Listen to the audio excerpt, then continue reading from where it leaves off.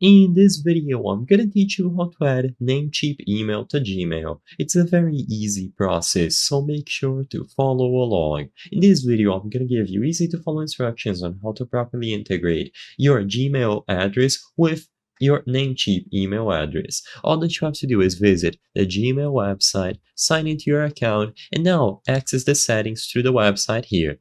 I'm not sure if this process can be done on mobile, but you can also try accessing the settings in there.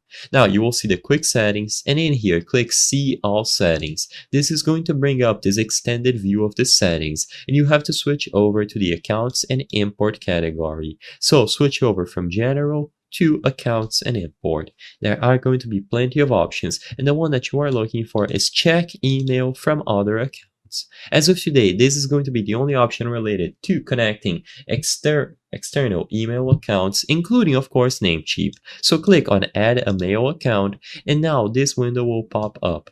Now you can go ahead and include your Namecheap email. Now I don't have a Namecheap email at hand, unfortunately, so I'm just gonna type this out as an example. But after you type a specific Namecheap email here, you will be able to choose the option to import emails from my other account. Click next, and now follow the instructions on screen. You will have to fill out the username, password, POP server, alongside the port, and you have these options here.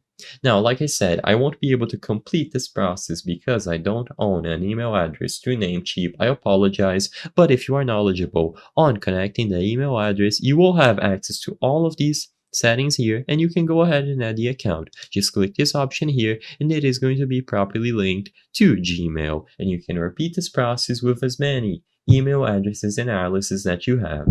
I hope I was able to help you on how to add Namecheap email to Gmail. If this video helped you, please be sure to leave a like and subscribe for more very easy tips. Thank you for watching.